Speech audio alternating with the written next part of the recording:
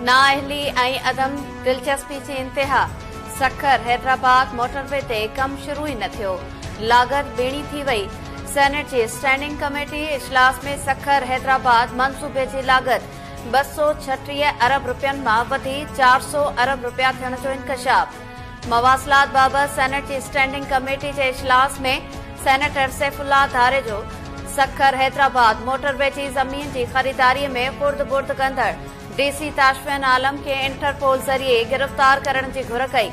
मवासिलात खाते जे additional secretary briefing ॾींदे ॿुधायो त सखर हैदराबाद मोटरवे लाइ अञा 1844 एकड़ ज़मीन ख़रीद न थी सघी आहे। कमेटी में कराची हैदराबाद मोटरवे जी हैसियत ख़त्म करण ऐं उन खे सुपर हाईवे कराइण जी सिफ़ारिश मंज़ूर।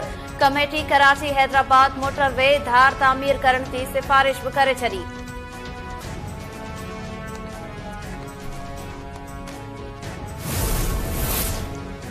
इस्लामाबाद में डी चौक ॾांहुं वञण जी कोशिश कंदड़ जमायत इस्लामी जा केतिराई कारकुन ऐं अॻुवान गिरफ़्तार। जमायती इस्लामी कारकुननि जो वॾो अंग रावलपिंडी जे लियाकत बाग वटि गॾु थी वियो।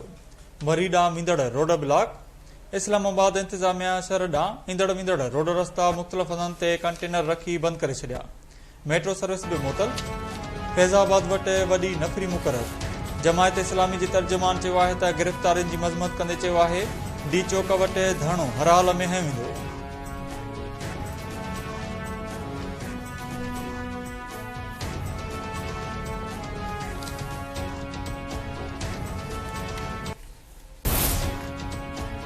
पीटीआई इस्लामाबाद में अॼु रिथियल एहतजाज मुलतवी करे छॾियो। पीटीआई अॻवान आमिर मुग़ल चयो आहे त अदालत खे सूमर ते एहतजाज जी इजाज़त ॾिनी आहे। तंहिं करे अदालती हुकुम ते अमल कंदे अॼोको एहतजाज मुलतवी कयो वियो।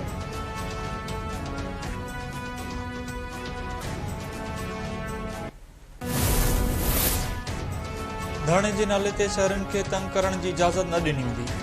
कानून हथ में खणंदड़नि खे सख़्ती सां मुंहुं ॾींदासीं। पंजाब जी सूबाई वज़ीर उज़मा बुखारी चयो आहे त अडाला जेल में वेठल शख़्स धरणनि ज़रिए इक़्तिदार चाहे थो। पंजाब में दहशतगर्दी जे ख़दशे सबबि कलम 144 लागू थियल आहे। एहतजाज ऐं धरणा केपी में हया वञनि। आइन खे ॿीहर लिखण जी कोशिश कई वई। केस सुन्नी इतिहाद काउंसिल जो हो। फ़ैसिलो पीटीआई जे हक़ में ॾिनो वियो। सूबाई वज़ीर सैयद नासिर हुसैन शाह चयो आहे त मुल्क में एमरजेंसी वारी सूरतहाल नाहे। अदालतूं जॾहिं कानून खां उबतड़ फ़ैसिला कंदियूं त एमरजेंसी वारी सूरतहाल पैदा थींदी। असां सदाईं जमहूरियत जा हामी रहिया आहियूं। वॾे वज़ीर ब्लाइंड एसोसिएशन खे 16 मिलियन सालियानो ग्रांट ॾियण ऐं नूर खान महरूम माण्हुनि खे स्कूल लाइ public and pick and draft service ॾियण जो ऐलान करे छॾियो। वॾे वज़ीर सां पाकिस्तान ब्लाइंड एसोसिएशन जे वफ़द जी मुलाक़ात। मुराद अली शाह चयो आहे त अखियुनि जे नूर खां महरूम माण्हुनि खे स्कूल लाइ पिक एंड ड्राफ्ट लाइ गाॾियूं ॾिनियूं वेंदियूं।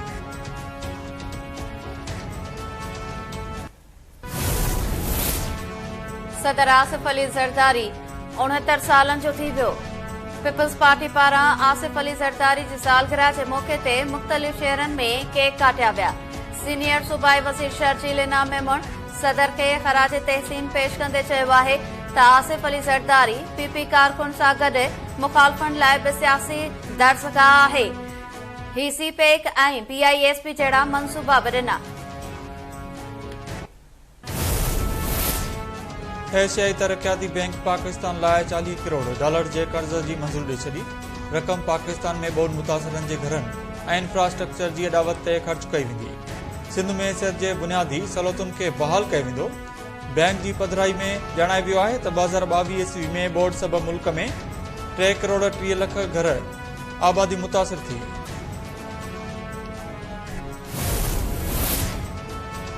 कराची जे इलाइक़े शराय फिसल ते कासिब सेंटर जे नाए माड़ ते लॻल बाहि ते ज़ाब्तो आंदो वियो। फायर ब्रिगेड जी 10 गाॾियुनि बाहि ते ज़ाब्तो आणे वरितो। रेस्क्यू 1122 जे तर्जुमान चयो आहे त इमारत में मौजूद समूरनि माण्हुनि खे हिफ़ाज़त सां रेस्क्यू कयो वियो आहे। कंहिं बि जानी नुक़सान जो इतला नाहे।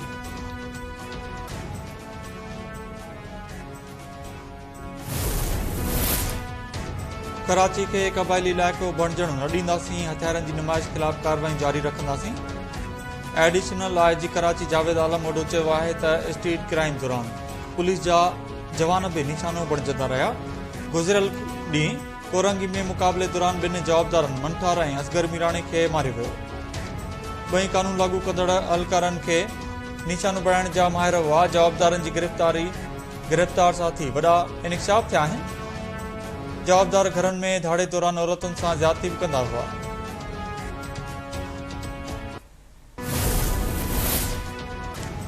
मोरो में नींगर असनैन जे क़त्ल केस में नामज़द जवाबदारनि जी गिरफ़्तारी लाइ वारसनि जो एहतजाज। पुलिस ते जवाबदारनि जी सरपरस्ती करण जो इल्ज़ाम। जवाबदार गिरफ़्तार करण जो मुतालबो। मुज़ाहिरनि चयो त पुलिस जवाबदारनि खे जल्द गिरफ़्तार न कयो त एहतजाज जो दाइरो वधायो वेंदो।